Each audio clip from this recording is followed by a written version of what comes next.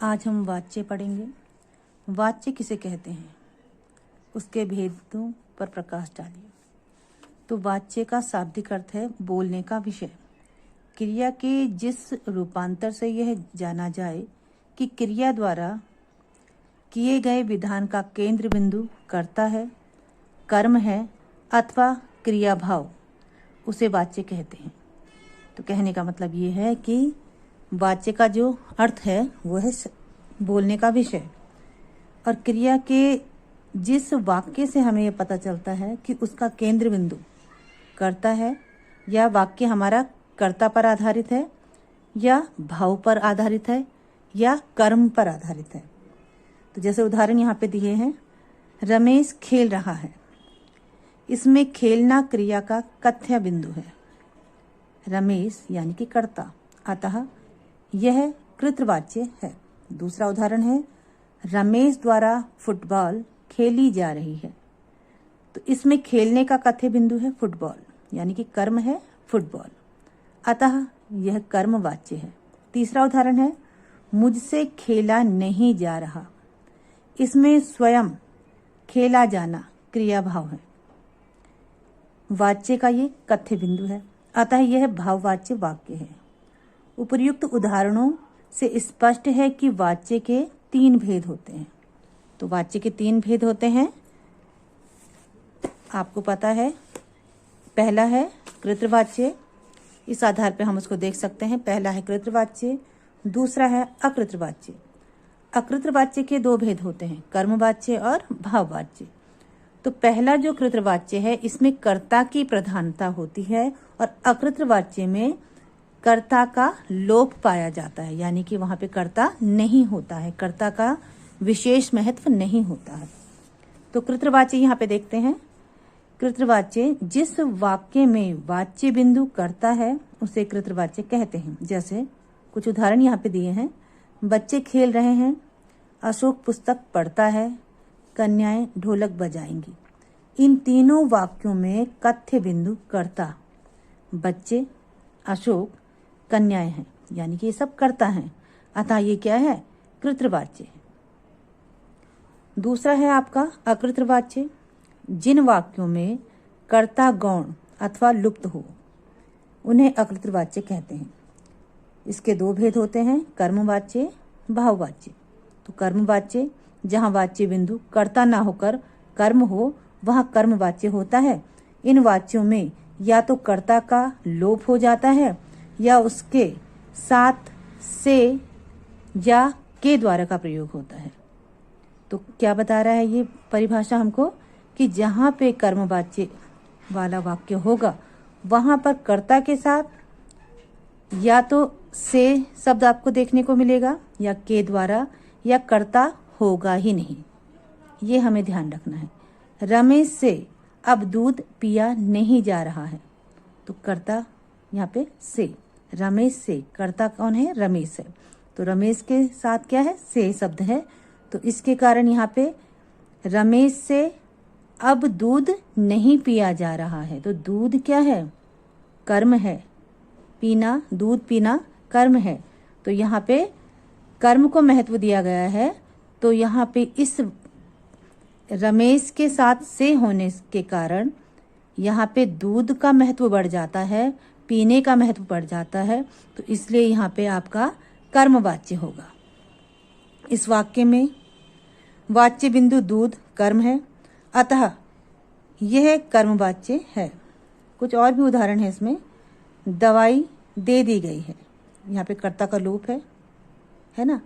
तो अगर हमें इसे अन्य वाक्य में परिवर्तित करना हो तो पहले हमें इसको पूरा, यानी कि इसके साथ कर्ता जोड़ना पड़ेगा, तब जाके हमारा ये वाक्य दूसरे वाक्य में परिवर्तित होगा। जैसे यहाँ पे रमेश के द्वारा दवाई दे दी गई है ना।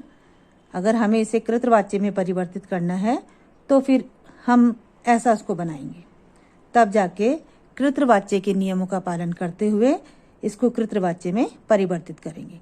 दूसरा है, पतंग बहुत अच्छी तरह उड़ रही है।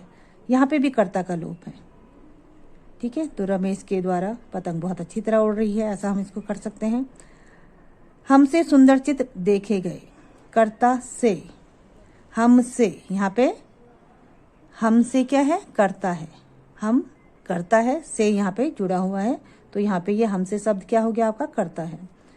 रोगी को भोजन दिया गया है, यहाँ पे कर्ता का लोप हो गया है, तो किसी के द्वारा रोगी को भोजन दिया गया है, हम ऐसा इसको कर सकते हैं। यह उपन्यास प्रेमचंद द्वारा लिखा गया है, यह उपन्यास प्रेमचंद द्वारा लिखा गया है, तो प्रेमचंद यहाँ पे कर्ता है, द्वारा लिखा गया है, ठीक है। तो ऐसे भी वाक्य आपको देखने को मिल सकते हैं। नेक्स्ट है हमारा भाववाच्य। जिस वाक्य में वाच्य बिंदु क्रिया हो, अर्थात जहां न कर्ता की प्रधानता हो न कर्म की, बल्कि जहां क्रिया का भाव ही मुख्य हो, उसे भाववाच्य कहते हैं। भाववाच्य की क्रिया सदा अन्य पुरुष पुल्लिंग एक वचन में ही रहती है, ये हमें ध्यान रखना है। जैसे मुझसे अब चला नहीं जाता, मुझसे अब चला नहीं जाता, यहाँ चलने की असमर्थता ही प्रमुख है, कर्ता नहीं, अतः यह भाववाच्य वाक्य है। ऐसे अन्य उदाहरण हैं, गर्मियों में खूब नहाया जाता है, अब चला जाए, थोड़ी देर सो लिया जाए, राधा से रात भर कैसे जागा जाएगा। तो कृतवाच्य में सकर्मक और अकर्मक दोनों प्रकार की क्रिया का प्रयोग होता है, ये विशेष बात है जो आपको ध्यान में रखनी है। कृतवाच्य में सकर्मक और अकर्मक दोनों ही प्रकार की क्रिया का प्रयोग आपको देखने को मिलेगा। कर्मवाच्य में सकर्मक क्रिया का प्रयोग आपको देखने को मिलेगा और भाववाच्य में केवल अकर्मक क्रिया का ही प्रयोग होता है। ये आपको विशेष बात जो है ध्यान में रखनी है। वाच्य की प्रमुख बातें जो हमें याद रखनी है, सबसे पहले वाच्य के भेद। वाच्य के दो भेद होते हैं, कृतवाच्य, अकृतवाच्य। अकृतवाच्य के कितने भेद होते हैं, दो भेद होते हैं, कर्मवाच्य और भाववाच्य। प्रमुख बातें कृतवाच्य की कौन सी हैं? कृतवाच्य में कर्ता की प्रधानता होती है। कृतवाच्य में सकर्मक और अकर्मक दोनों ही प्रकार की क्रिया पाई जाती है।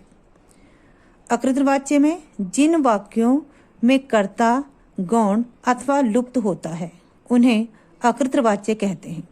इसके दो भेद हैं, कर्मवाच्य और भाववाच्य। तो अकृतवाच्य की क्या परिभाषा है?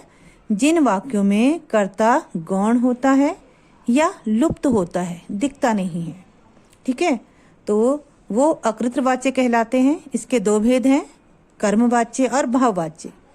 कर्मवाच्य जहाँ कर्ता का महत्व ना होकर कर्म का महत्व होता है, वहाँ कर्मवाच्य होता है। इन वाक्यों में या तो कर्ता का लोप पाया जाता है या कर्ता के साथ से या के द्वारा शब्द देखने को मिलता है। ऐसे ही भाववाच्य में इसकी एक और विशेषता है, कर्मवाच्य में हमेशा क्रिया सकर्मक होती है। भाववाच्य जिन वाक्यों में भाव की प्रधानता होती है वहाँ भाववाच्य होता है। इसकी प्रमुख बातें हैं, भाववाच्य में कर्ता के साथ से या के द्वारा शब्दों का प्रयोग होता है अगर आपको कर्ता दिख रहा है तो। दूसरी विशेषता इसमें यह है कि भाववाच्य में हमेशा क्रिया अकर्मक होती है। ये बातें विशेष हैं जिनको ध्यान में रखना है आपको।